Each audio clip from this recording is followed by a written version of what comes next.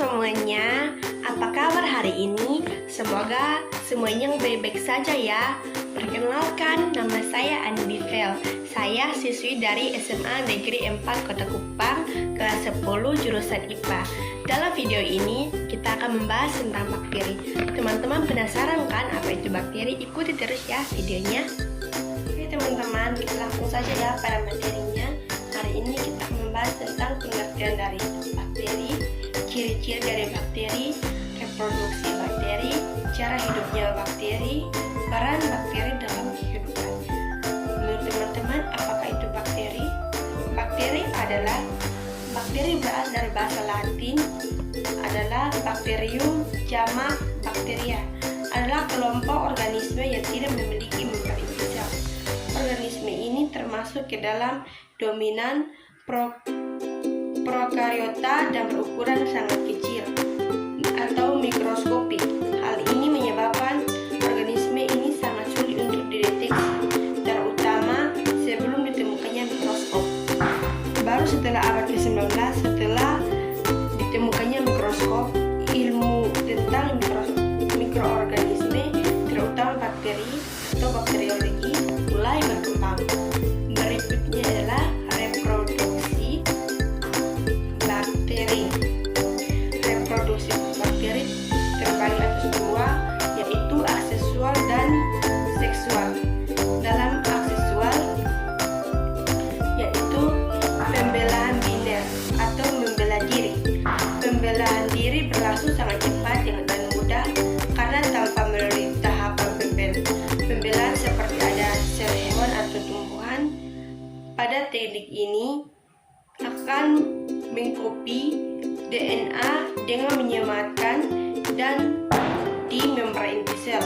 Setelah terbentuk DNA copy, bakteri akan membagi tubuhnya menjadi dua sel, sehingga akan terbentuk dua sel anak yang memiliki DNA identik dan sama dengan induknya.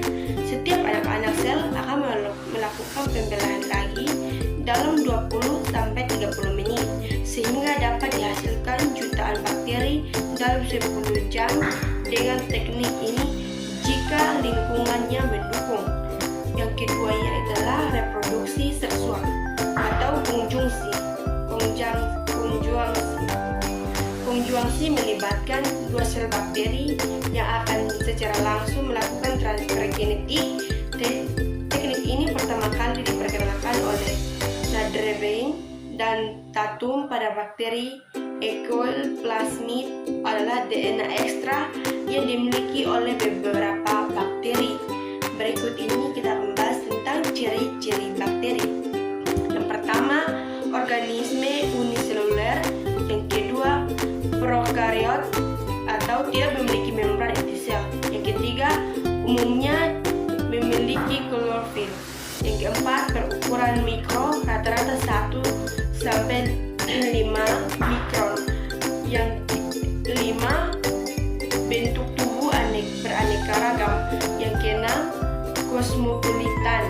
Dan 7, ada yang sebagai parasit, ada juga yang sebagai yang menguntungkan. 8, dapat hidup di lingkungan ekstrim. 9, dinding sel ada yang mengandung peptidoglykan atau kompolit dan ada yang tidak ekstrim.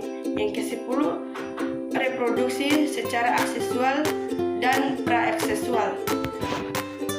Oke teman-teman, kita akan lanjut pada cara hidupnya bakteri. Teman-teman, dalam cara hidupnya bakteri terbagi atas dua bagian, yaitu bakteri heterotrof dan bakteri autotrof.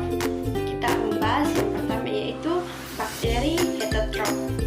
Bakteri ini hidup dengan memperoleh makanan berupa zat organik dan lingkungannya karena tidak dapat menyusun sendiri zat organik yang dibutuhkannya.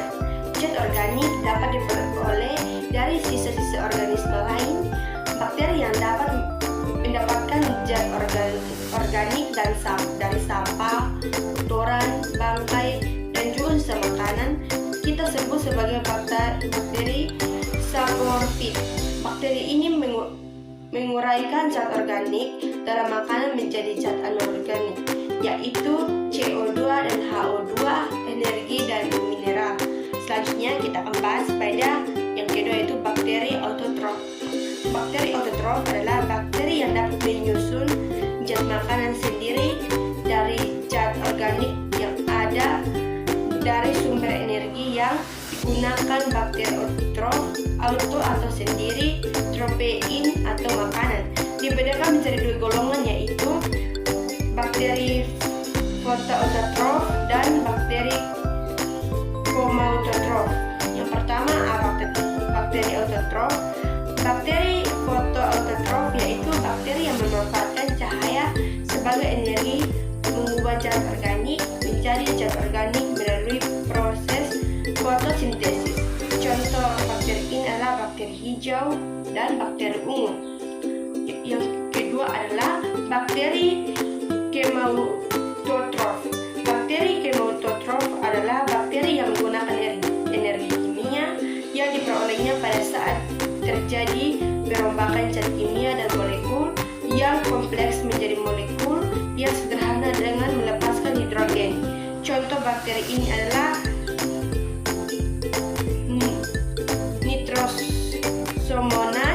Nitrosomonas dapat memecah NH3 menjadi NH2, air dan energi.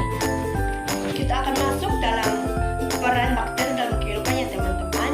Dalam peran bakteri dalam kehidupan terbagi atas dua bagian, yaitu bagian yang menguntungkan dan bagian yang merugikan. Kita bahas terlebih dahulu yang menguntungkan ya teman-teman. Peran bakteri yang menguntungkan yaitu pembuatan yogurt, pembuatan nota dari koko, pembuatan yogurt, antibiotik strobonis, pembuatan biogas, mengikat nitrogen, nitrobakter, menyuburkan tanah dan keju ya teman-teman. Itu adalah peran bakteri yang menguntungkan. Sekarang peran bakteri yang merugikan adalah satu, penyebab penyakit pada manusia yaitu tetanus, tifus, sifilis, kolera. Dua, yaitu penyebab penyakit pada hewan, antrak dan bengkak rahang sapi. Yang ketiga, penyebab penyakit pada tumbuhan jeruk itu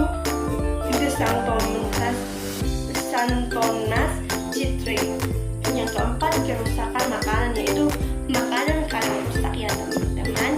Itu adalah pembahasan dari kita hari ini, yaitu tentang bakteri yang terdapat dalam pengertian bakteri, ciri-ciri bakteri, reproduksi bakteri, cara hidupnya bakteri, dan peran bakteri